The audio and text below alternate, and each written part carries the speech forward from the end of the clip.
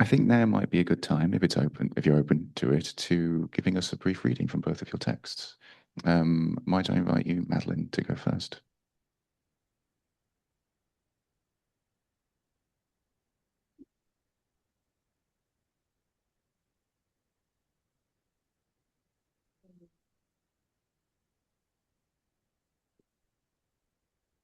I'm going to read from the opening of chapter 6, halfway through the novel.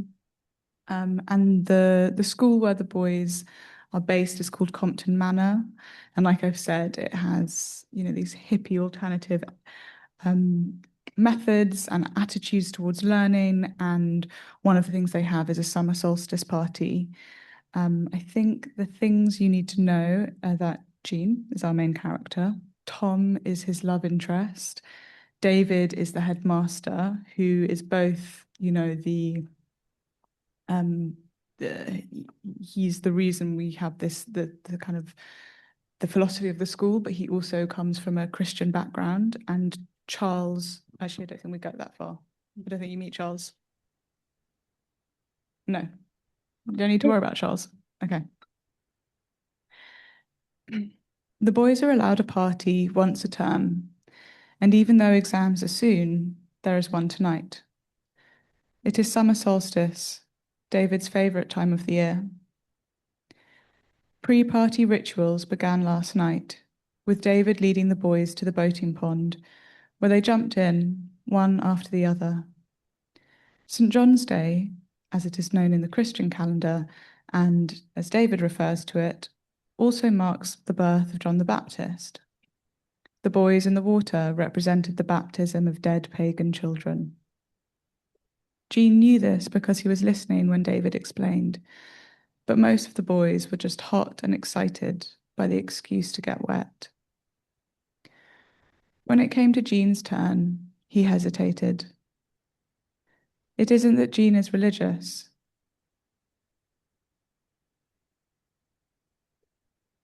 He has never celebrated Jewish holidays and, importantly, he is not circumcised, but somehow it seemed wrong to join a fake baptism. David was standing at the water's edge, reciting scripture in a low, monotonous tone. It was a warm June evening. The light lingered on the downs, and midges made the air vibrate. The other boys began to get impatient, and soft clucking behind Jean grew into full-blown chicken squawks. He was aware that all eyes were on him, and that he was only in his swimming shorts. He took a few steps back, leaning into the squabbling boys. Then he shifted his weight onto the balls of his feet, the noise around him growing from squawks into yells, and took 3 long strides down the pontoon, pitching himself forward. His arms came up, his legs clamped together, and he sailed through the air, curving down and cutting into the water with a tinkle. He emerged to the sound of whoops and cheers.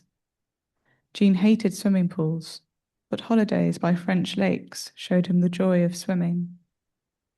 He was good at diving, and he could feel the pleasure and surprise of the other boys. He caught Tom's eye, the bruise around it, like an ink stain. It had been 10 days since Jean's fight with Tom, and a week since his rock-breaking punishment. Jean had spent this time building a force field around himself. The few occasions he had passed Tom in the canteen or in class, and their eyes happened to meet, it was as if Tom looked straight through him, and so, too, had Jean's face remained blank. Then Tom smiled at Jean in the water.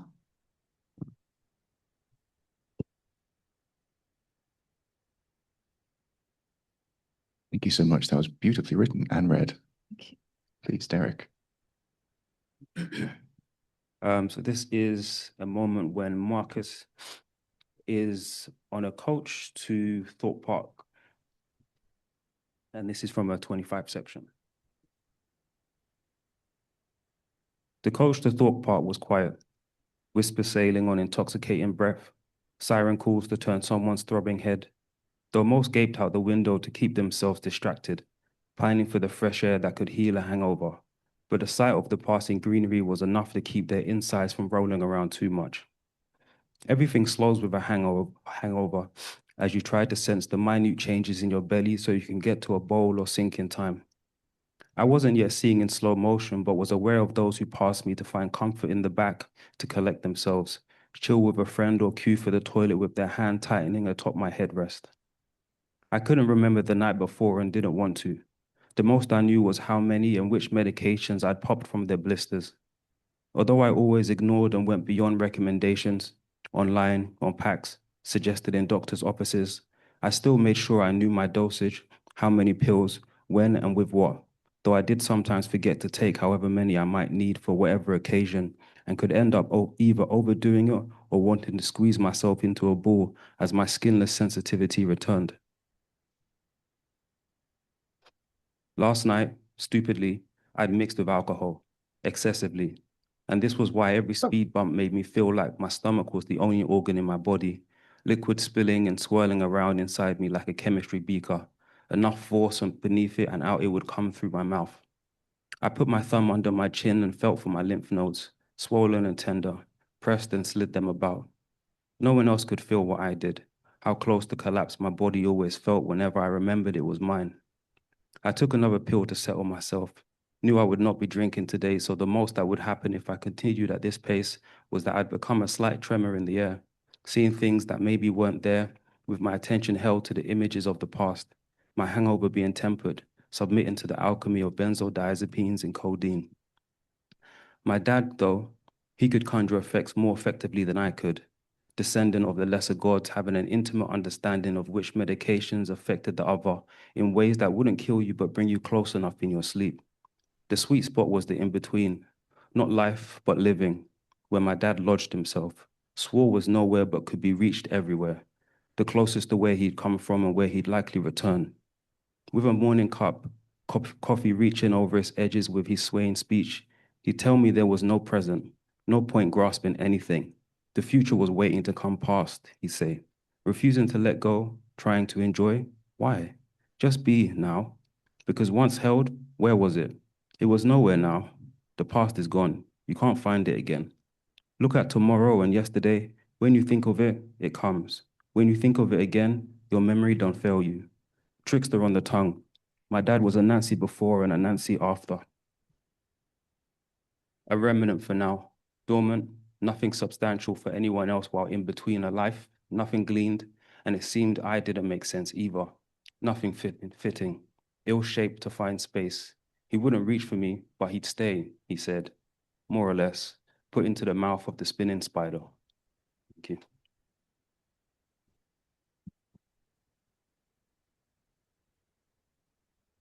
Again, thank you, Derek. That was, I mean, both of you, but in very different ways, very sensory extracts that you just read out. And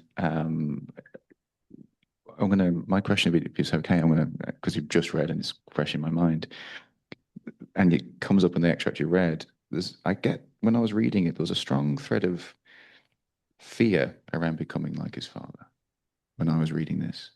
And what does that idea of inherited patterns mean in the novel to you? Was that like, which of these dynamics felt the most central to you? Because you've also got his relations with the Adowa and his parents, but the father for me. So yeah, what does that idea of inherited patterns and which of those dynamics is most central to you while writing? Yeah, I think because Marcus at 25 is aware of his kind of this chameleon thing that happens where he adopts people's interests, beliefs, identity. And he sees his father as, you know, kind of this drunkard who just is popping codeine pills and sleeping pills and all these other things. And he thinks he doesn't want to be like him. But like many of us who think we don't want to be like our fathers, we already have become them while we're thinking we don't want to. And so what scares Marcus, the way I was trying to write him, is that his dad is a mirror, you know. He talks about his dad always telling long stories. Instead of punishing him, he'll tell him a story about what life was like back in Ghana, in his village.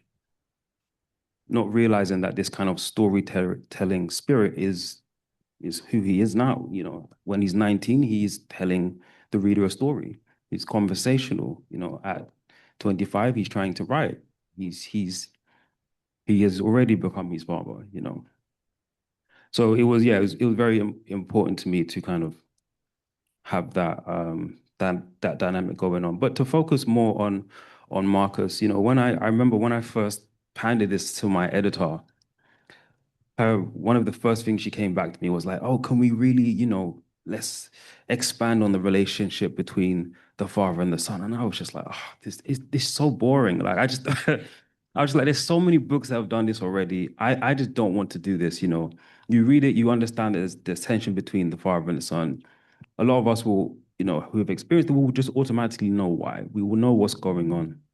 So I didn't want to focus on that dynamic at all, you know. And to kind of appease my editor, what I did is halfway through the book, I just inserted a Nancy story, which is essentially his dad's backstory and how he got addicted to painkillers.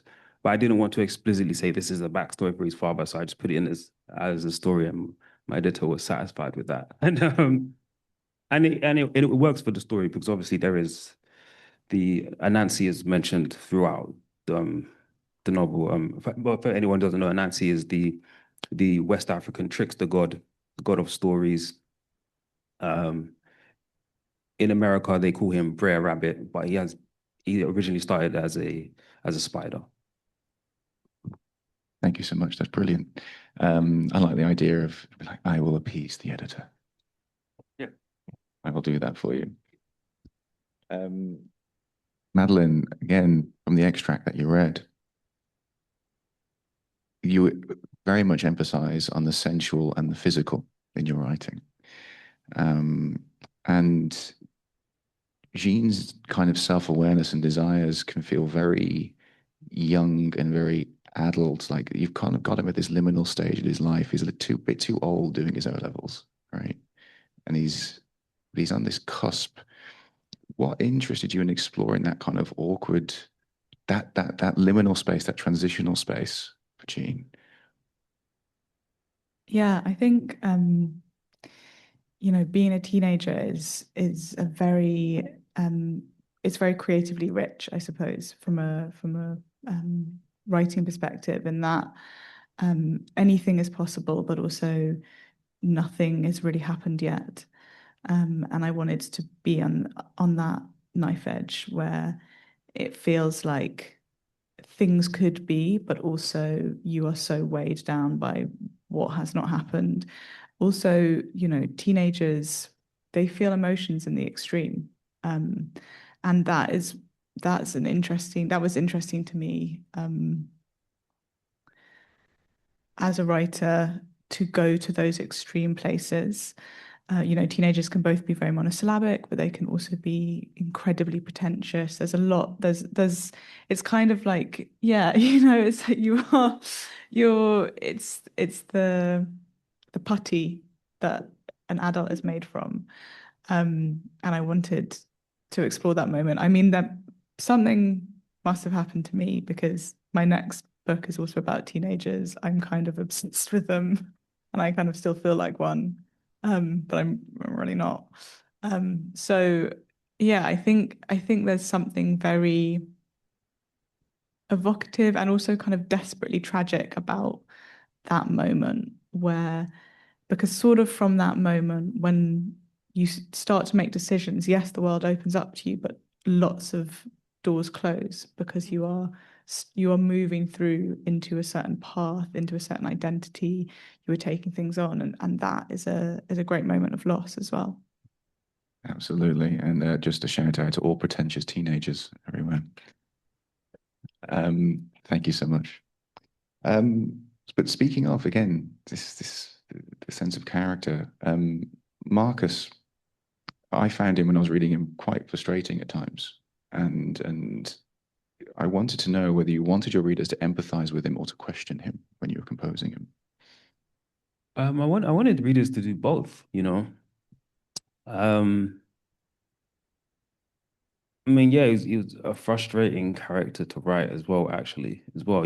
I had to, for the 19 chapters, I had to sit with my little brother for long periods of time, just trying to absorb the way that he spoke, so that I could get the rhythm and the cadence right, on the page. And it was very annoying. I mean, half the time I didn't know what he was talking about. So, but yeah, I think, you know, there is a lot of talk, in the book community about unlikable narrators, unlikable characters, you know. Um, Before I'd written anything, I was an obsessive reader. I used to read a lot, and I was, while people were kind of on Twitter, I was on Goodreads, just rating books and talking to people and all that kind of thing. And one of the things that you used to see a lot was, people would be like, "Oh, the main character was unlikable, 1 star," and so, and to me, that always felt very, very strange. Just because you don't like a character, why does that mean that the book is overall is bad? Because the characters should be written like that. But I think it's about finding these little nuggets. If you do want to write an unlikable protagonist, but it's about finding these little nuggets of humanity, not to redeem them, but just to kind of a moment to think, okay, that's why this person is like that. Do you know what I mean? I think a good example that I always use is, has anyone seen Breaking Bad in here? You know, the obsessive fans who watch the show, they hate Skylar. And it doesn't make any sense to me that they hate Skylar because she's the victim in this. And I don't know whether it's because Vince Gilligan didn't do a good job writing her character, or that just people just want this kind of black and white thinking, and to me, Walter White is a complex character. And he is an unlikable protagonist to me. But again, to other people, they love him. They really ride for him. They're like, it's it's absolutely insane. He's a drug dealer, he's a murderer. He's killed many, many people. And so yeah, it kind of, yeah, frustrates me when I see these kind of just complete black and white thinking. I think the world is grey. Most things are grey. Of course, there are extreme examples where there are no grey areas. But I think in literature, most characters, when you really want the reader to feel something, the character must do things that frustrate you because that's just life. Your family frustrate you, your friends frustrate you, your partner gets on your nerves. You still love them though. Do you know what I mean? And I think that should be reflected in the literature as well. Wonderful. Thank you so much. Yeah, I agree wholeheartedly. But I would say that I'm interviewing.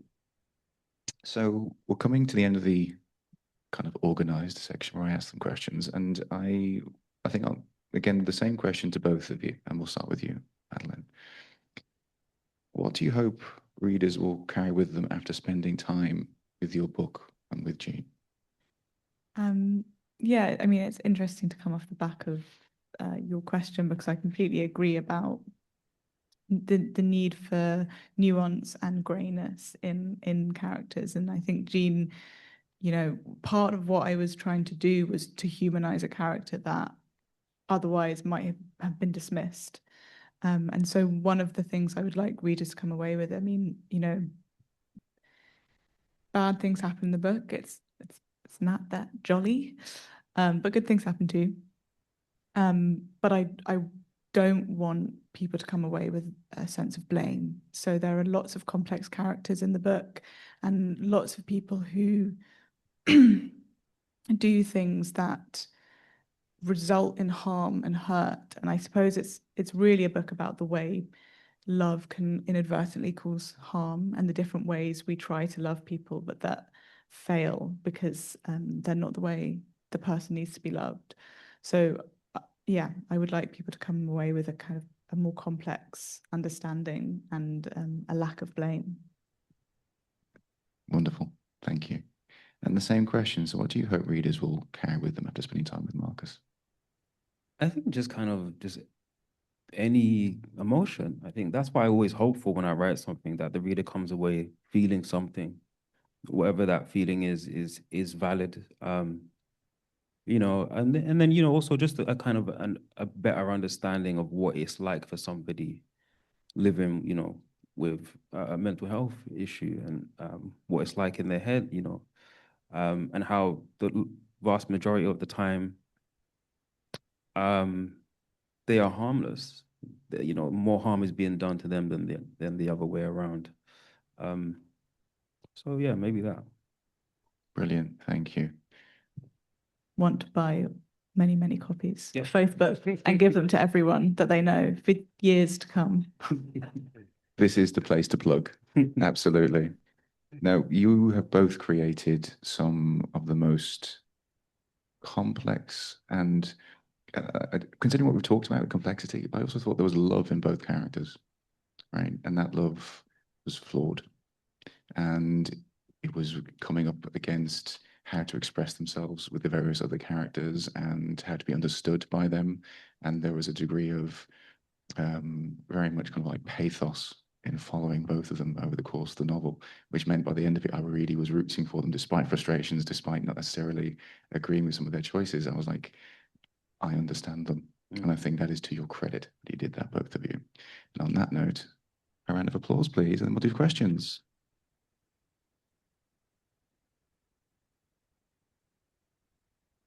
Alrighty then. So for the next 15 minutes, I will create any questions from the audience. Oh, please. Thank you. So, speaking as a pretentious teenager, first off, I just want to say that while I haven't read either of the books yet, I think after hearing both of you talk and read from your books, I don't think that will stay the case for long. I just want to say, Derek, you were talking earlier about books like Slaughterhouse-Five and Catch-22 and how those informed how borderline fiction came about. And having read and loved Catch-22, I think I get what you mean when you talk about, you know, a broken narrative and non-linear ideas. So I just wanted to ask, where do you think the connection lies between a teenager with borderline personality disorder and, you know, a soldier in a war comes? Where is that link and how does that connect? I think the link just comes from, you know, because look, reality is in all of our heads. You know, a child can have you know, a loving family, an idyllic childhood, but their childhood is really what's happening in their mind. You know, and you know, going through teenagehood is a time of real self-discovery. It can be really, really difficult. I remember when I was 17 and I hated it because I just became aware of so much of myself, of the world. And I think as well, you know, soldiers as well, you know, a good friend of mine who's a writer who was in a war as well. He's like, when, you know, when you're really in the trenches, you have to really reassess yourself as well. You rethink a lot of things because you want to really decide, am I here doing the right thing? Should I really be here doing this thing that's happening? So I think the connection is just these moments of self-discovery, sometimes having to break yourself down in order to rebuild yourself into the kind of person you want to be going forward. You know, a lot of people, you know, they come out of the army and they feel really lost, and they do feel like they have to rebuild themselves after what's happened to them. And teenagers are building themselves, trying to become adults, trying to figure out what they want to do, where they want to be, the kind of person they want to be. So I think those are the periods. So I think if those moments can be disrupted, then there can be a lot of damage done to the psyche, I think. I've got a question from online. What attracted you both or pulled you towards writing about young men? Because while we speak about a crisis of masculinity, do you think it's a case of giving a name to something that's always been present, that men in early adulthood are often brittle? Or is it something that we're experiencing at the moment? That's for both of you. I don't think men in early adulthood are always brittle. I think actually the what I was trying to do was maybe move away from that idea and to show some light and shade on a very specific identity. I think, you know, there's the character Jean, and that's very, very specific. That's not all men. That's not all teenagers. That's not even all teenagers in 1976. It's not all queer people. But then you extrapolate from that and you think about the kind of maybe the difficulty or the silence that surrounds some identities, particularly at certain ages in people's lives. So it wasn't so much a case of naming something that already exists, but I suppose, you know, I was drawn to the character, and the character happened to be male and queer and have complicated mental health. And I think when writing, I don't write with those abstract ideas in mind, that that's what comes after. You know, you write a person, you write a human, you try and form something that is really complicated with all of the sinews and nerves that a human has. And then we extrapolate the abstract from that, I think. I mean, I'm kind of wary of the phrase crisis of masculinity. It kind of, you know, I try not to think about it too much. But when I do, I think what a lot of young men seem to be expressing is that, you know, okay, I'm being told that there's inherent problems in masculinity. What's the alternative? And I think one thing that a lot of us fail to do is to present any kind of alternative. What kind of the hard right does, they do provide an alternative, and it's like, no, what we need to become more masculine. We need to take back the old roles. You need to go to the gym, take ownership of your life, do this, do that, this, that, and the other. And so they feel welcomed into that. They feel like, okay, here is an identity I can embrace. If you're telling me that this one's no good, I'm going to go there. You know, what else are you offering me? And so unfortunately, that's why people like Andrew Tate and, you know, Jordan Peterson, that's why they're so appealing to young men. I mean, I think that's what it is.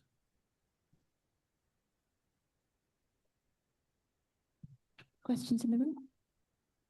Any more questions? Anybody? Oh, yes, please. Over here.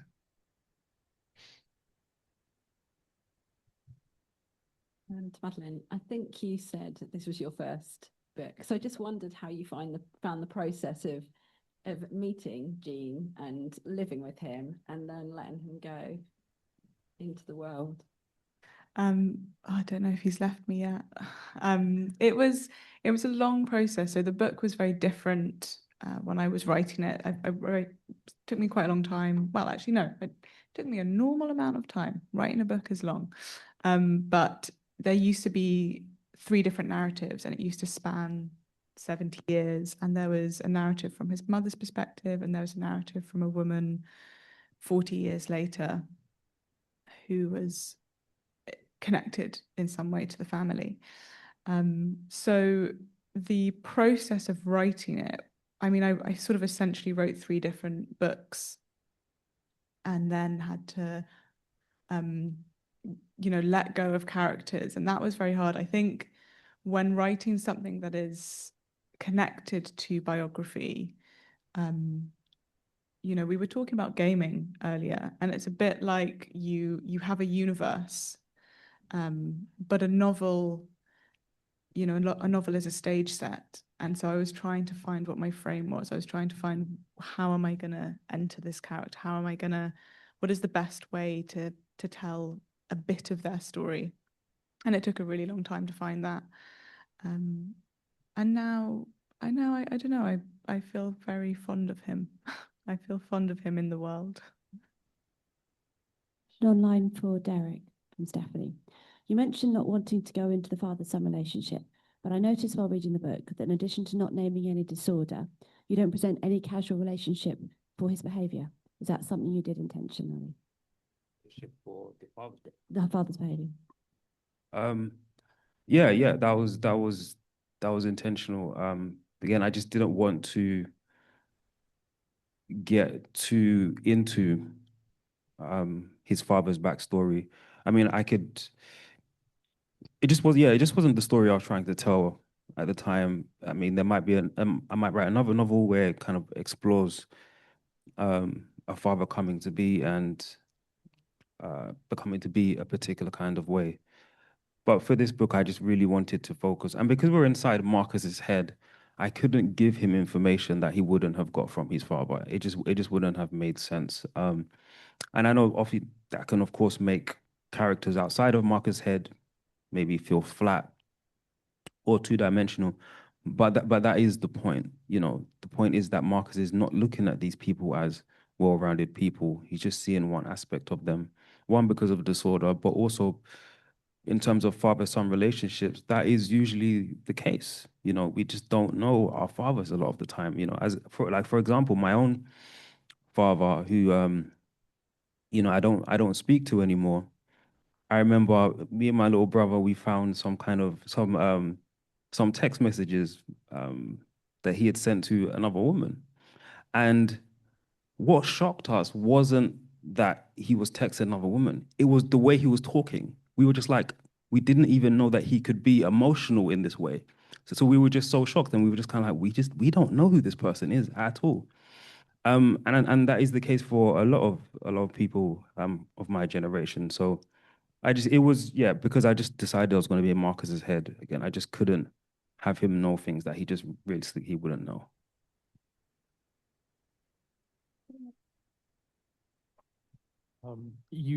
Madeleine, you mentioned that writing about the anger of Jean was a very natural, very easy thing to come when writing. But I wonder, how was it writing more of that, the queer side of your character, and was that a difficult topic? Because queerness is very unique from person to person.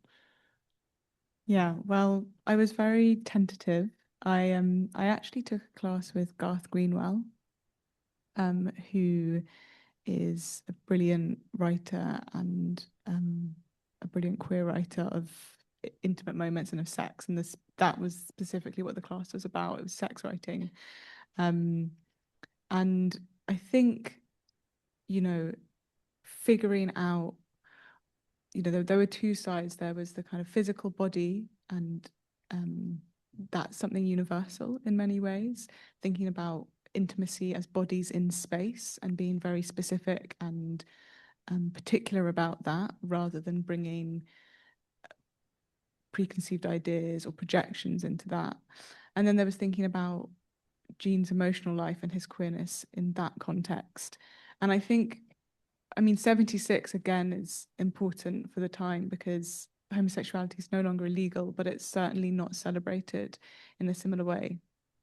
And Jean's access to those spaces is also very limited. So, you know, part of the novel is about the kind of the difficulty Jean has in finding somewhere where he feels he can accept that within himself.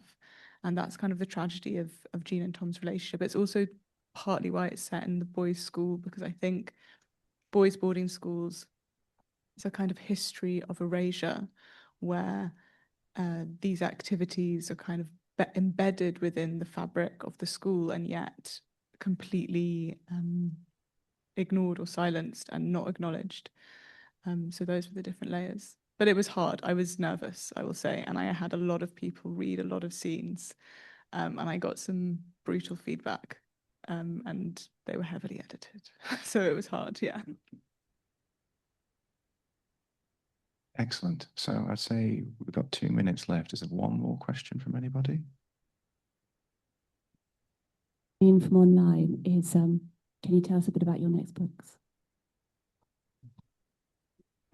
Yeah, my next novel is out in September. It's called The Recovery House, and it's kind of an end to this, I guess, cycle of mine where I've been writing about mental health, and it takes place entirely in a mental health institution. A young man called Jamal, who has tried to write an autobiographical novel, and in doing so has put himself through a mental health crisis because he's been trying to mine his life for content without really having come to terms with the things that have happened to him. And so being in the mental health institution and creating these relationships with the other inpatients. And it's also kind of an exploration of faith as well, and the kind of the role that Christianity can play in exacerbating mental health issues, but also helping people come to terms with the conditions that they have. So that's out in September. And mine is slightly pivots in style. It's quite camp, I would say, and it's about teenage girls who become obsessed with blood and plot a certain murder. And it's kind of a bit Heather's, a bit like I don't keep a diary, but if I did, maybe this is it. Wonderful. First of all, I'd like to thank you all for coming, but primarily, Madeleine, Derek, it's been an absolute pleasure speaking with you this afternoon, hearing your work, getting to read your work, and hearing your thoughts behind it. Thank you so much. A round of applause, please.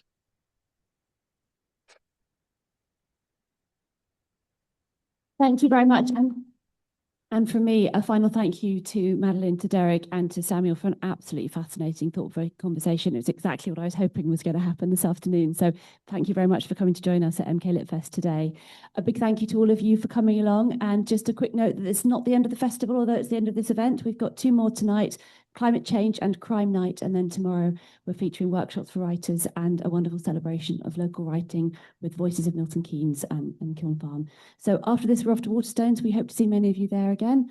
And again, if you would like to fill out an evaluation form, either in paper or you'll get a link to it if you bought a ticket via us. We just love to know what you think of our events and anything you can suggest that we should be doing better or anything you'd like to see us do over the next year, authors you'd like to suggest and so on. It's great to hear your thoughts.